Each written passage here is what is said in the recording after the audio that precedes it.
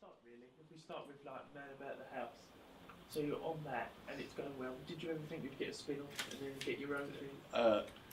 No, not initially. We thought of that. We had a winner there with Man About the House once we played it in front of the audience. We enjoyed it obviously because having been having been asked to be in it, you hope it's going to be a success, but you don't know, and you have to take pot luck. But then once the team had got together and we met everybody, and Youtha in particular that I knew, I thought, God, this is quite going to be good, I would have thought. And once in front of the audience, with the audience response to it, I thought this ought to be a winner. And Thames, in their wisdom, said this is just the pilot. But before I think we went home almost that night, they said, we're going to run with this. They didn't have to, or as they seem to have to do today more, decide whether it's going to get an audience or not. Their own judgment sort of made, and decided, yes, we're going to run with it. And then after that, after we did about the third year of it, they said, we're going to get some more a space out of George and Mildred spin-off. We met at Stratford East, which was Joan Littlewood's theatre workshop company in the East End of London, and I was a pretty callow youth at the time. And then Glyn Edwards came in as a member of the company. Glyn Edwards played the barman in Minder, which is something that you might remember. Yes. But he did other things, obviously. But he was a rep. He ran his own rep company once upon a time.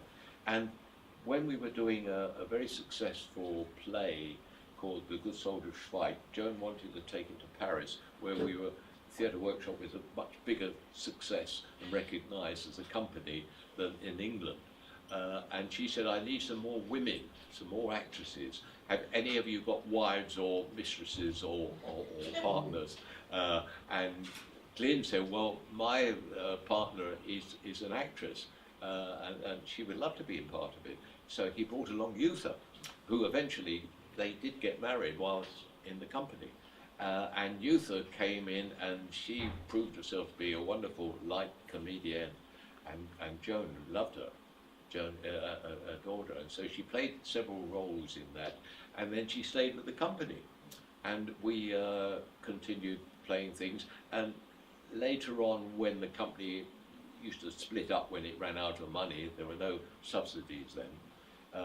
She ran out of money, and we did other things, obviously, because we had to. And Youtha and I did do some things together, but nothing of great significance until this casting.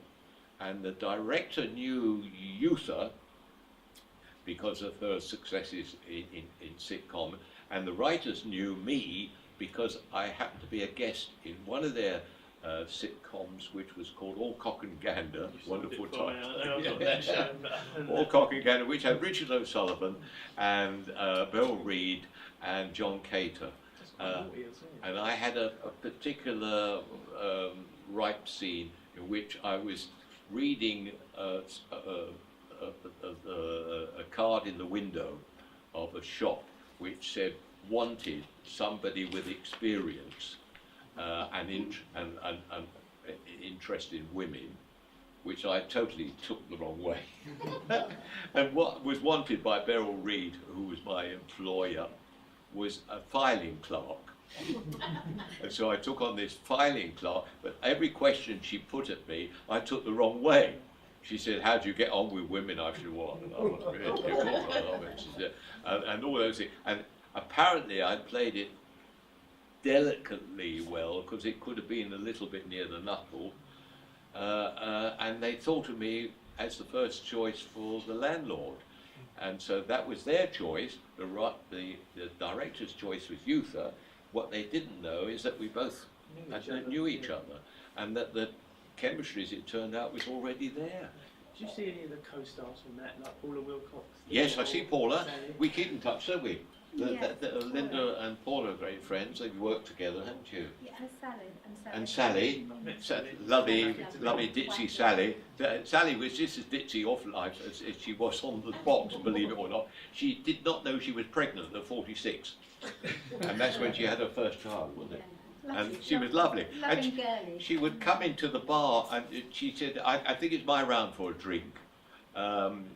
She was that much independent, and she'd bring out a purse, and it was bulging with pounds note, £5 note, £10 notes. We said, for goodness sake, Sally, put it away. And she said, what? She said, the money. And at the time, I actually had a hairpiece, which sometimes I wore away from being George, because I thought it obviously ages you not to have hair, and I was actually only late 30s then, so I had a hairpiece. And there was a joke made by Richard, I think, at some. He said, well, keep your hair on, and everybody laughed. And Sally said, what are you laughing at? He said, well, about Brian and his hair. She said, well, what's wrong with his hair? She said, it's false. She said, it's not. You still But got she the was lovely. headpiece? I had, Yes. yeah, I have. Oh, haven't I? wow. Yes, Linda combs it from time to time. Not allowed to wear it. It's actually growing grey now, isn't it? It always was. Yeah. So you were in Carry On England as well, one of the last Carry On films of the original. Yes. How was that? Just to be on that set with Carry On people. Oh, amazing. And again, because I grew up in the industry because of my dad, so I'm so used to getting out of bed at 3 in the morning when the noise was too much downstairs and seeing these people in my front room. So I did know them all. You know, I knew the Bernie Breslaws and the Kenny Connors and the Tommy Coopers and people like that when I was a child. So yeah, working with Kenny, I think would have liked me to have married his son, Jeremy. But I adored Kenny. I absolutely adored Kenny. One of the nicest people in the business. My friend, certainly, very much my pal. It was a joy working with lots of people of experience that you appreciated, even if, however close that you knew them. And I thought, well, this is joy. Here we are out in Yorkshire, which at the time, 2002, I think, when I joined them, there was blazing sunshine. Do you remember that, times when we had blazing sunshine? And this was on the Yorkshire moors, believe it or not. And we had seats, rows of seats, with people that sit down between doing their scenes. And we sat there, and I remember, I think I was, Peter Sellers was on one side, Bert Quirk was, I said, this is not a bad life, is it? Here we are, we're gazing across the Yorkshire moors, and the sun's blazing down on us, and we're getting paid. Not a lot, but we're getting paid.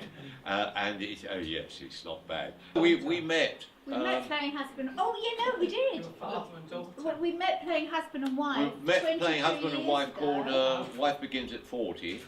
Yes. This is Madam, of course. And I was playing the husband then. It was a Ray Cooney adaptation, Yes. you remember that? Yes. Part with 2 Americans. And then a few years Shut 'em later, we played together again down there because we got a play that we thought would be fun. And we played I played your daughter. daughter, yes, husband, father and daughter. And I won't tell you how to use the makeup. But that was fun. I don't know what we're playing now, no. Granddad and granddaughter or whatever. Well, the way you change, you haven't changed at all. I know you must be a picture at home somewhere that's rotting away. When it was live, television was actually live, and I remember doing it. I'm older than you, and I know that I was doing it live. They would sometimes, the stage manager would drop down in front of you because he was watching the clock much more avidly because he was watching 9 o'clock news is coming up and we've got to get you in and inside before then. And he would, if you were going too slow or the show was going too slow, he'd drop down on his knees so nobody could see him. He'd go, need to speed up. So you suddenly say, well, dear officer, where were you going wrong tonight? Or he'd do it the other way around because you were not in the time and you go slowly. So you say, well, it was like this on the night. And I remember doing, when Glenn, the American astronaut, went into space, we were doing a Z-cast, and they were trying to stop all the programs building up to the news of Glenn and trying people to lose a few minutes off their programs, which were going live, so that they could accommodate the 9 o'clock news that had to go out at 9 o'clock, no other time.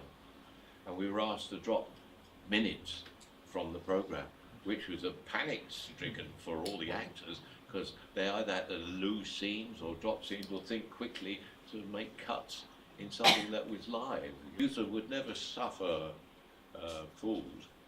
I mean, if people came up to us in our early days in a restaurant or a bar and say, excuse me, well, probably don't even know what you say, excuse me, would you sign that? And she said, excuse me, but we're having a drink or we're having a meal. We'll sign it later. Well, I might not be here later. She said, well, too bad. I mean, you're in trouble. And then she might even say, well, oh. she was capable of that. And you thought, if only I had the nerve, because that's what I felt. She would never, ever, whatever the company was that we were in, we did a stage version of George and Mildred. She would say, right, are we going out for supper tonight? Meaning you and me, like, you know, before. I said, yes. She said, right, and we're taking the company out. I said, yeah, fine.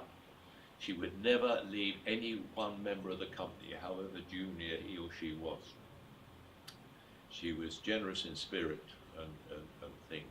She had a rough side to her That's tongue. nice, because when you're on tour and you're Yeah. kind of a junior member of the company, you're not earning a lot of money. When to be Being a included junior. is a big deal. Yeah. It is a big deal to be included. The best joke of all was when he'd gone to the pub to get up his courage, as it were, wasn't it? Because she was determined that that night would make it, and he kept having a few pints and things like that. And then he said he's going to go. Oh, I've driven the wife away now. And he said, and he kept putting off the evil moment, as he thought. And eventually he got home, rather the worse for wear, and climbed into bed. And what was supposed to be the line was that Mildred looked at him lovingly and said, "Be gentle with me, George," which we thought was wonderful, marvelous. And just before we were about to do the scene, the writers came down to me and said, "Change it." We said, "What?" I said, "George says it." Okay, so I went down and I said, "Be gentle with me, Mildred," and it brought the house down, of course. And it was a lovely twist at the end, wasn't it? That George felt that way. I don't know why, because he had these grubby books. He never quite explained George's ambiguity sexually or whatever. I used to get lots of people come up to me in a pub when we used to initial days go into a pub before it became too public, as it were. And men used to come and say, one man in particular came up, he said, "Got any advice?" He said, you know about, I said, "Sorry." He said, "Well, I've got your problem." I said, "Really?" I said, "But what is my problem?" It's George. You don't. I said, "Oh, that." He said, "Yeah." He said, "Any tips?" I said, "Well, not really." I said, "I'll tell you what." I said, "Why don't you have a few more pints?" And by the time you got home, you both had forgotten what you were going up for.